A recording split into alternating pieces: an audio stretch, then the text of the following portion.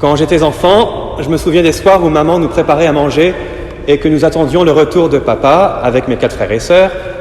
On jouait dans l'insouciance et maman regardait par la fenêtre. Alors, elle disait « Papa arrive !» Et là, on avait 2 sentiments très mêlés. À la fois de la joie, « Papa arrive ! Papa arrive !» et en même temps de la crainte. Papa détestait le désordre et les odeurs. Alors, on essayait de tout ranger très vite et maman disait, retenez bien l'expression, peut-être pas celle-là, « Eftahul shababik » Vous avez retenu ? Ça veut dire « ouvrez les fenêtres ». Oui, il fallait aérer très vite. Surtout quand ma petite sœur avait la bonne idée d'aider à la cuisine et que ça cramait. Alors là, il fallait évacuer la fumée. Eh bien, chers frères et sœurs, la principale mission de l'Église, c'est de préparer le retour du Christ. L'Église, ce n'est pas une simple institution humaine, un regroupement de gens qui pensent pareil, une association. L'Église, c'est l'épouse du Christ.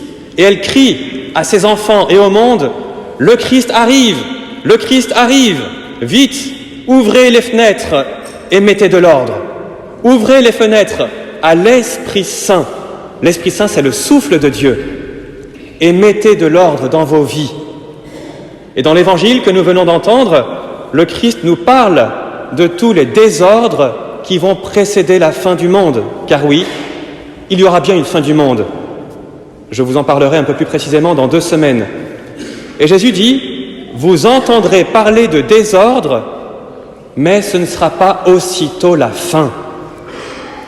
Cette semaine, peut-être que vous avez encore entendu parler de désordre, les désordres qu'il y a dans le monde, les désordres qu'il y a dans l'Église, le désordre de certains prêtres. Un jour, un pape, le pape Paul VI, a même dit « Les fumées de Satan sont entrées dans l'Église. » Les fumées de Satan sont entrées dans l'Église, un peu comme quand ma sœur a fait cramer le plat. Alors, enfants de l'Église, « Eftahul shababik » ouvrez les fenêtres à l'Esprit Saint et mettez de l'ordre. Je connais des personnes qui ont leurs affaires toujours très bien rangées.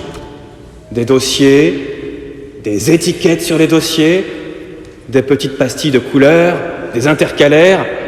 Vraiment, j'admire, moi je ne sais pas faire ça. Des personnes toujours parfaitement à l'heure. Une maison impeccable, une coupe de cheveux irréprochable, mais dans leur cœur, ou quelque part dans leur vie, c'est le désordre. Alors parfois c'est les deux, bazar à la maison et bazar dans la vie. Alors en plus de ce mot désordre que nous avons entendu dans l'Évangile, Saint Paul, lui aussi, dans la 2e lecture, a parlé 2 fois de désordre.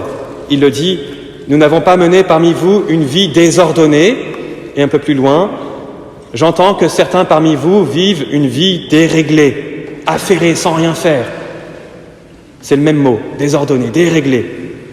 Alors, il nous faut remédier à cela et préparer la venue du Christ, lui ouvrir grand la porte quand il viendra et qu'il trouve sa maison bien en ordre. Et la juste attitude pour les chrétiens, notre attitude, c'est la sanctification. Pardonnez-moi de ne pas citer ce mot assez souvent. Sanctification, c'est un mot si peu entendu, peut-être un mot un peu compliqué, mais qui dit l'essentiel de notre vie de chrétien. Sanctification, c'est-à-dire croissance, progrès dans la sainteté, dans l'union au Christ, la ressemblance au Christ, pour être plus à Dieu, lui appartenir vraiment, ressembler au Christ et être unis à Dieu. Alors, comment grandir? Comment vivre dans la sanctification et atteindre le but que le Christ nous a préparé? D'abord, craignez Dieu. C'est ce que dit Dieu lui-même dans le prophète Malachie, nous l'avons entendu dans la première lecture. Mais pour vous qui craignez mon nom, la crainte de Dieu. Alors la crainte de Dieu, attention, ce n'est pas la peur de Dieu. Dieu est la bonté même, on ne peut pas avoir peur de la bonté. Mais comme on aime Dieu qui nous aime, eh bien on a peur de l'offenser. On craint de mal faire pour lui. Alors on vit sous son regard et on cherche à toujours lui faire plaisir. Et donc on prend la décision aujourd'hui, Seigneur, je veux tout faire pour ne pas t'offenser, pour ne pas te blesser. Je vais vivre sous ton regard que je crains d'offenser. La crainte de Dieu, c'est justement le premier don de l'Esprit Saint. Si nous avons ouvert nos portes, nos fenêtres à l'Esprit Saint, si nous avons laissé le souffle de Dieu entrer dans notre vie pour qu'il nous purifie, eh bien le premier don qu'il nous fait, le premier cadeau, c'est la crainte de Dieu. Et le psaume 111 dit que la crainte de Dieu, c'est le commencement de la sagesse. Donc il faut commencer avec ça, la crainte de Dieu. Sachant que le Seigneur promet, pour vous qui craignez mon nom, le soleil de justice se lèvera et il apportera la guérison dans son rayonnement. Alors ça vaut le coup de vivre sous ce regard de Dieu et de craindre de l'offenser. Ensuite, persévérer. Nous avons entendu ce mot, c'est le dernier verset de l'Évangile que nous avons entendu. C'est par votre persévérance que vous garderez vos vies. Plus littéralement dans l'Évangile, c'est par votre persévérance que vous sauverez vos âmes. Alors que oui, le monde sera détruit, vous, par votre persévérance, vous sauverez vos âmes. Luc, chapitre 21, verset 19. Alors, persévérer, c'est-à-dire continuer toujours de progresser. Cherchez toujours à progresser, quelles que soient les circonstances. On ne peut pas dire, on n'a pas le droit de dire « c'est à cause des autres que je ne progresse pas ». C'est vrai qu'il y a beaucoup de choses qui nous arrivent de mal par la faute des autres. Très bien.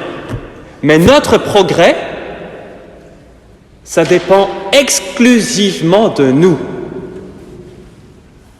C'est par votre persévérance que vous sauverez vos âmes. Persévérez. Alors attention, Jésus ne parle pas de développement personnel tellement à la mode. Jésus ne parle pas de cet épanouissement selon les critères de ce monde. Vas-y, tu vas y arriver, tu vas te faire respecter. Bien au contraire, il promet la persécution. Mais dans cette persécution, si nous avons assez persévéré dans les petites choses du quotidien, eh bien, nous tiendrons bon et nous pourrons témoigner du nom du Seigneur. Progressez donc, chers frères et sœurs. C'est tellement nécessaire, tellement vital aux chrétiens. On ne peut pas se dire « c'est bon, je suis chrétien une fois pour toutes ». Ceux qui jouent aux jeux vidéo progressent. Et ils ne s'arrêtent jamais au premier niveau. Je veux passer au deuxième, puis au troisième et arriver jusqu'à la fin. Et je persévère. Ceux qui entreprennent un régime, persévèrent aussi. Enfin, ils essayent de persévérer. Et chaque jour, ils contrôlent. Ah, c'est bon, j'ai perdu 1 gramme. Ah mince, j'en ai gagné 3. Mais on persévère. Sinon, on n'y arrivera pas.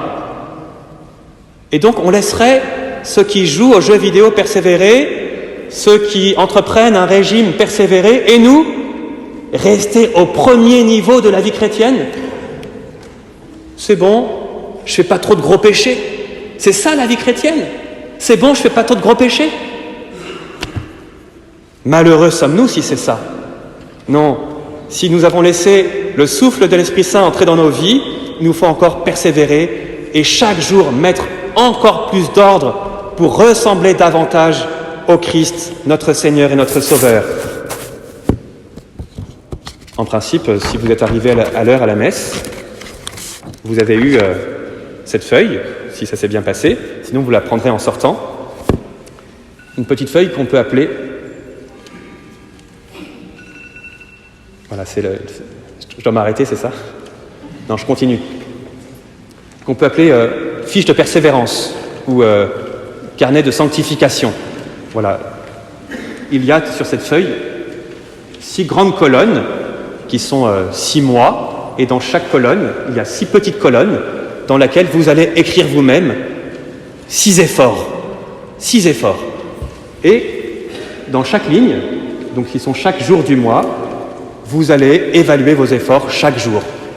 Voilà. soit en vous mettant une petite note, soit en cochant, soit en mettant un plus si ça a été, un petit moins si ça n'a pas été, et vous faites le bilan à la fin du mois. Mais c'est important parce que la persévérance, c'est pas simplement aujourd'hui c'est bon. La persévérance suppose un certain entraînement et de durer dans le temps.